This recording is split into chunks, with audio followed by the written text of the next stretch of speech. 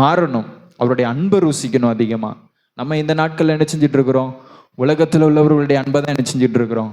ருசிக்கிறோம். ஐயோ, அவங்க அன்பு எனக்கு வர மாட்டேக்கே, அவங்க எனக்கு முன்ன போல பேச மாட்டேங்கிறாங்களே, அவங்க என்கிட்ட என்ன பழையபடி பேசவே மாட்டேங்கிறாங்களே, பேசும்போதெல்லாம் நான் ரொம்ப சந்தோஷமா இருந்தேனே.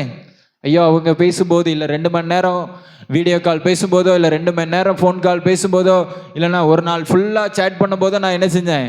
ரொம்ப சந்தோஷமா இருந்தேனே. இப்போ என்னால் என்ன செய்ய முடியல, அந்த சந்தோஷம் எனக்கு வர முடியலையே.